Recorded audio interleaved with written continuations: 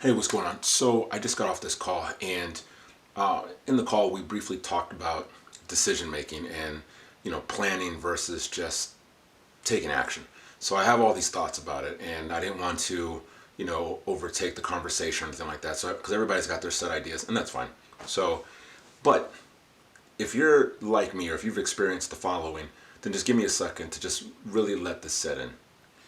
I could literally produce maybe, I don't know, 30 to 50, maybe even 60 notebooks that I have written in over the past 5 to 7 years. Planning, numbers, financial goals, business goals, personal goals, health goals, planning this, plan that. I want to do it this way. And then I'd come across some new information and then I would start doing it that way. Or, okay, fine, I found out that you have to be consistent and stick to a certain plan for a certain number of days or whatever. So fine. But then when you're doing that, it gets a little boring. So then you try something else. I mean, it's all over the board, right? And I didn't make any progress whatsoever in my business until I literally just started taking action. Now, I say that along with this caveat and something else that I also pointed out in the actual call, during this conversation. It was a good conversation. But if you're planning on building a house, yeah, you have to put some critical thinking behind it, like it was mentioned in that call. You have to actually plan it out. You have the foundation. You have to figure out the architecture, the whole, like, what's the purpose, how many rooms are going to be in there, the whole thing. But then there's also people who are trying to, like I said, this is an analogy that I gave in an illustration that I gave inside of the conversation, that I also know people, and I was one of those people, analogy wise, that if I wanted to take a walk in the park or a walk on a path, and this path over here goes to this park, but it always has a lot of kids there, and maybe I'm just not really wanting to be around a lot of kids. This other path goes to this other park, but it's closer to a dog park, and maybe I don't want to be around, you know what I mean? But those are my two options, and maybe it takes 15 to 20 minutes to decide which one to go down. That versus the actual planning and the foundation and architecture of a house are two totally different types of decisions. But the key point is this: the decision that we want to make, regardless of what it is, whatever it's about, there is already a decision that we've made internally. Subconsciously, we've already picked our path. We're just looking for reasons to justify how, like, why it's not going to fail or why it will fail. We sometimes sabotage ourselves by overthinking, that whole paralysis by analysis thing. So what I had said in the call too was there's just a simple little test that I had read on a long time ago, and it's true. You flip a coin to make a decision. Before that coin lands in your hand, you have already decided whether or not it's going to be heads or tails, like in your mind. So let's just say I am trying to decide whether I want to go with these friends over here to this movie, or if I want to go bowling with these group of friends. Let's just say that's the decision I have to make tonight. I say heads, it's going to be with these guys, tails, it's going to be with this guy. So when I throw that coin up in the air, I already have an idea. There's something that's leaning one way or the other. There is really no middle ground when it comes to this thing. Like, you may think there is, but there really isn't. It's leaning towards the left or towards the right. And before that coin lands back into my pocket, or back into my hand, I'm sorry, I already know what I really want out of the two, right? And before it lands in there, ask yourself, what's the first thing that you thought of? What side was it, heads or tails?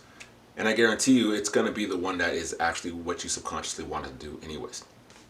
So how does this all relate to the whole business thing and doing all that?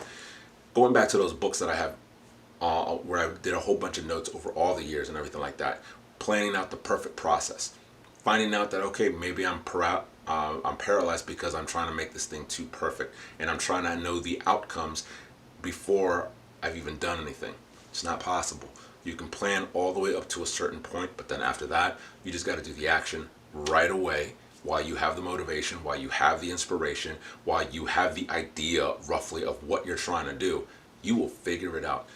If you are getting into business for the first time when you're seeing this, I guarantee you, do your planning, but I'm also willing to bet that you have probably already done quite a bit of planning, quite a bit of research, and you're just waiting to pull the trigger. Do not wait too much longer, because it is often to your own detriment, because you have a zero business. You do not have a business unless you actually have revenue coming into that business. So your first thing that you need to get out is a sale. You need a sale bad. So Stop trying to plan everything to be perfection. You will figure it out along the way. Do your research. Find like some type of plan that resonates with you. But what I'm trying to get across to anybody that's watching this is do not overthink it. Don't let the decision process hinder you. Last point, and you can relate this to probably relationships in your life as well. There's probably a decision, a split decision that you made that altered everything in your life. Maybe it was a bad decision, maybe it was a good decision. I have plenty of both, right? There's plenty of bad decisions that were impulsive. I should have thought them through. Learned my lesson, right? There's plenty of good decisions that I was almost going to overthink them, but if I had overthought them, I would have missed out on an opportunity that paid off big time. Can you imagine if when I first saw my wife walk past me, if I had just said, okay, cool, that's a pretty lady, she's beautiful, cool. But the impulse inside of me is like, no, I want her phone number. I would love to talk to her. I want to meet that girl. Can you imagine that if I had overthought it, she would have been out of the mall. She would have been long gone. It would have been like, oh well. But no, I believe that God placed her in my path, but it was still up to me to actually take action, to go up to her, to garner up the nerve, you know what I mean? Garner, gather, I don't know, to get the nerve to just go up to her and ask her for a phone number. She still could have said no.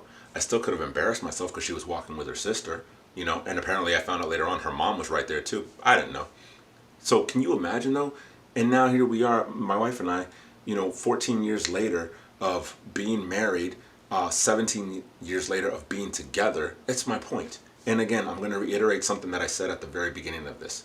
I did not start making or seeing significant changes in my business, my personal business, until I stopped all of the planning, all of the stuff. I already had an idea of what I needed to do. I just needed to jump on that phone and make the phone call. I needed to go cold call in person. I needed to put and establish certain content out there to establish myself a certain way. I needed to go to these networking meetings. I knew everything that I had to do as a nobody, as an unknown, to get the ball rolling. I just needed to do them.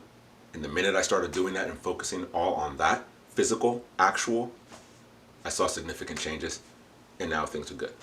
So I hope this finds you well, and I hope you're able to put this into practice. Stop watching this, get up, make the phone call, go record a video and send it to somebody that you're interested in talking to for business or personal or whatever the thing is. Just start doing that thing that you have been putting off because you're waiting for it to be too perfect.